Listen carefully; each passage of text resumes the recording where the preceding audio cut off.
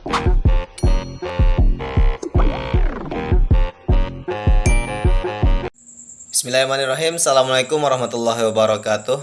Perkenalkan, nama saya Ahmad Fadli. Saya dari kelas PAIB BP21 dengan NIM 211140175. Pada kesempatan kali ini saya akan membahas materi tentang materi wudhu pada pembelajaran fikih di madrasah. Sebelum kita lanjut, marilah kita like dan subscribe terlebih dahulu, dan jangan lupa share terlebih dahulu biar video ini bermanfaat kepada semua orang. Oke, selanjutnya kita membahas materi pertama tentang pengertian wudhu. Wudhu ini menurut bahasa ataupun menurut etimologi berasal dari kata al-wad'ah yang artinya memiliki arti yaitu membersihkan atau kebersihan atau mencerahkan. Sedangkan menurut istilah, wudhu adalah menyucikan diri dari hadas kecil dan membasuh anggota tubuh tertentu saja, seperti wajah, dua tangan, kepala, hingga kedua kaki. Oke, setelah kita memahami tentang apa itu wudhu, apa itu pengertian wudhu, selanjutnya kita membahas tentang air apa saja yang kita gunakan dan apa saja macam-macam air yang boleh untuk wudhu dan apa yang tidak boleh untuk berwudhu. Yang pertama ada namanya air mutlak.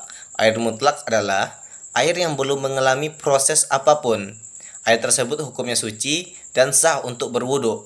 Jenis-jenis air mutlak seperti air hujan, salju, embun, air laut, air zam-zam, dan lain sebagainya. Termasuk juga di dalamnya itu air sungai yang mengalir. Sehingga air mutlak ini diperbolehkan untuk berwudhu. Oke, setelah kita membahas tentang air mutlak tadi, kemudian air yang selanjutnya itu ada namanya air mustakmal. Air mustakmal ini yaitu suatu air yang awalnya itu bersifat mutlak, yaitu suci. Kemudian ketika air mutlak tersebut sudah kita gunakan untuk berwudhu dan sudah menjadi tetesan-tetesan dari wudhu tersebut, maka tetesan air tersebut bisa dikatakan dengan air mustakmal. Jadi air tersebut tidak bisa kita gunakan untuk berwudhu. Kemudian air yang ketiga yaitu air yang tercampur dengan benda yang suci.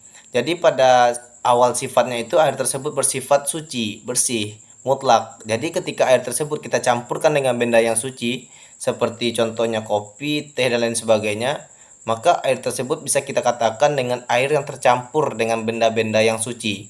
Maka air tersebut tidak bisa kita gunakan untuk berwudhu. Selanjutnya jenis air yang terakhir yaitu ada namanya air mutanajis. Air mutanajis itu yaitu air mutlak, air suci yang bercampur dengan najis. Contohnya ketika air tersebut berada di dalam suatu ember, kemudian air itu sifat awalnya itu sebagai mutlak, kemudian ketika ada seekor anjing yang menjilat air tersebut, maka air tersebut tidak bisa kita gunakan untuk berwudhu karena air tersebut sudah bercampur dengan air liur anjing.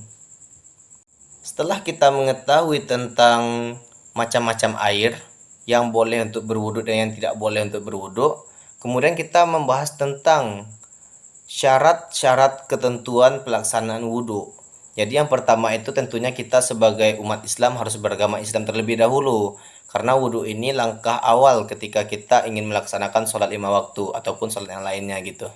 Kemudian yang pertama itu beragama Islam, yang kedua itu dapat membedakan mana yang baik dan mana yang buruk sebagai seorang Islam yang baik. Kemudian yang ketiga yaitu menggunakan air yang suci dan menyucikan, contohnya seperti air mutlak tadi, seperti air sungai, air sumur, dan lain sebagainya yang memiliki sifat suci menyucikan. Kemudian air keempat yaitu mengetahui tata cara wudhu yang benar. Jadi sebelum kita mengetahui tata cara yang benar, nanti kita bahas bagaimana sebenarnya tata cara wudhu yang benar itu, sehingga wudhu kita bisa dikatakan sah dalam melaksanakannya. Oke, selanjutnya kita membahas tentang rukun wudhu. Jadi rukun wudhu ini ada 6 macam. Yang pertama yaitu niat wudhu. Jadi sebelum kita berwudhu kita harus niat terlebih dahulu. Kemudian yang kedua itu membasuh wajah. Yang ketiga itu membasuh tangan sampai siku-siku. Yang keempat mengusap sebagian kepala. Artinya kita di sini harus mengusap kepala. Jadi tidak ada alasan lagi jikalau muncul paradigma ataupun pertanyaan bahwasanya kalau orang botak bagaimana gitu katanya kan. Jadi faktor yang menjadi konteks di sini yaitu kepala, bukan rambut gitu. Jadi selanjutnya yaitu yang kelima membasuh kaki dari ujung jari sampai mata kaki. Yang terakhir yaitu tertib. Tertib di sini yaitu maksudnya adalah menyusun secara ataupun melakukan secara berurutan, baik itu dari niat sampai kepada mata kaki, tidak boleh berbolak-balik. Misalkan dari awalnya itu niat dulu, kemudian kaki, kemudian kepala, itu tidak bisa. Jadi harus sesuai dengan strukturalnya, harus berurutan dari awal sampai akhir.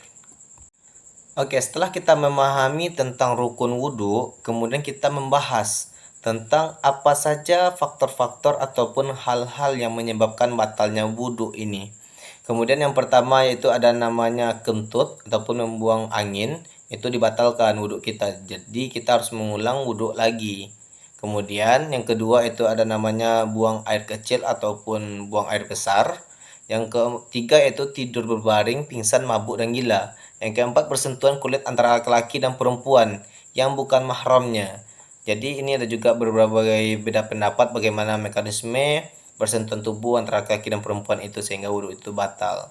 Jadi poin-poin ini harus menjadi faktor utama wudhu kita itu batal. Jadi jikalau wudhu kita batal artinya kita harus mengambil wudhu terlebih dahulu dan mengambil wudhu terlebih dahulu untuk sholat gitu.